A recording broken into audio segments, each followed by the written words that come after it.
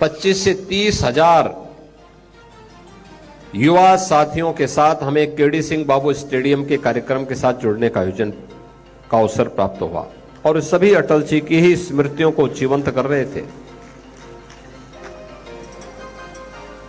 इसके उपरांत अटल स्वास्थ्य मेला लगातार 5 वर्षों में 2019 से लेकर के 2023 तक, जिसके माध्यम से 50,000 से अधिक लखनऊ वासियों ने निःशुल्क स्वास्थ्य के लिए परामर्श, दवा का उपचार, दिव्यांग जनों को उपकरण आदि प्राप्त हुए। ऐसे 50,000 लोग प्रत्यक्ष रूप से अटल स्वास्थ्य मेले से अब तक लाभान्वित हुए हैं और आज और कल फिर अटल स्वास्थ्य मेला युवा नेता श्री नीरज सिंह जी के नेतृत्व में आयोजित हुआ है और अब यहां पे हमें इस आयोजन के साथ जुड़ने का अवसर प्राप्त हो रहा है। प्रदेश भर में अनेक कार्यक्रम चल रहे हैं।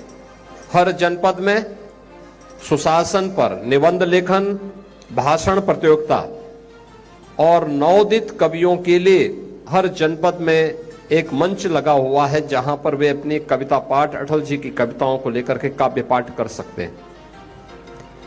ये आयोजन लगातार चल रहे हैं। सुशासन को लेकर के हर एक स्तर पर गोष्ठियां चल रही हैं। कल के समारोह में पूरे प्रदेश भर में पुरस्कार प्राप्तकर्ताओं का सम्मान होगा। अटल जी देश के अंदर सुशासन के एक मॉडल माने जाते हैं। एक सर्वसमावेशी, सर्वस्पर्शी राजनीति कैसे होनी चाहिए उसके प्रतीक माने जाते हैं। 6 दशकों का उनका राजनीतिक जीवन शुचिता, पारदर्शिता और ईमानदारी का प्रतीक माना जाता है। बहनों और भाइयों, अटल जी जिस बात को लेकर के लगातार बात करते थे वो अत्यंत महत्वपूर्ण है और हमेशा कहते थे कि सिद्धांत विहीन राजनीति मौत का फंदा है। मूल्यों और सिद्धांतों के साथ 6 दशक तक एक राजनीतिक विचारधारा को लेकर के चलना, पक्ष विपक्ष की चिंता के बगैर देश और समाज के मूल्यों को लेकर के कार्य करना,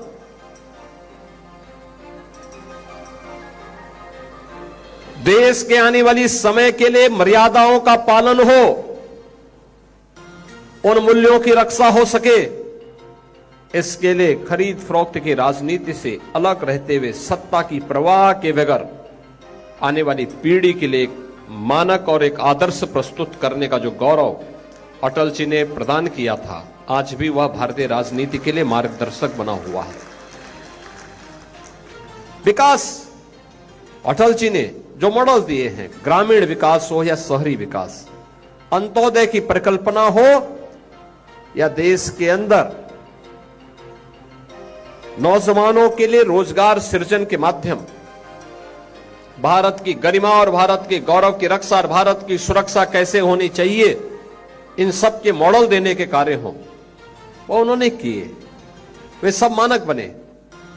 लेकिन सबसे महत्वपूर्ण बात यह है, एक कवि होने के नाते, एक पत्रकार होने के नाते, एक राष्ट्रवादी विचारक होने के नाते, भारत माता के एक सच्चे सपूत होने के नाते, एक सच्चे संवेदनशील मानव के रूप में, महामानव के रूप में अटल जी के प्रति हर दल, हर व्यक्ति, हर भारतवासी श्रद्धा और सम्मान का भाव रखता है। और यह उनकी कविताओं से भी झलकता है, जो अटल जी ने कहा था कि मेरे प्रभु, मुझे इतनी ऊंचाई कभी मत देना, गैरों को गले न लगा सकूं, इतनी रुखाई कभी मत देना। मुझे लगता है इस पंक्तियां बहुत कुछ कह देती हैं, बहुत कुछ कह देती हैं।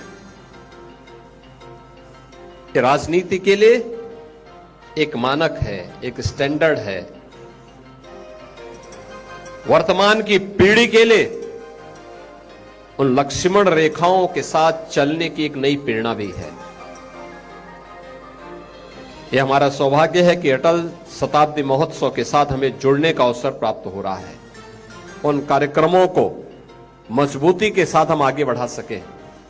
और आज लखनऊ के अंदर जिस प्रकार के कार्यक्रम हुए हैं, यह कार्यक्रम परंपरागत कार्यक्रम बन चुका है। अटल फाउंडेशन के द्वारा जो कार्यक्रम अटल कन्वेंशन सेंटर में आयोजित होता है, उनकी जन्मतिथि पर भी और उनकी पुण्यतिथि पर भी आयोजन होते हैं। मैं इसके लिए फाउंडेशन के जो कन्वीनर हैं, प्रदेश सरकार में उप मुख्यमंत्री श्री ब्रजेश पाठक जी और उनकी पूरी टीम को हृदय से उनका अभिनंदन करता हूं, उन्हें बधाई देता हूं।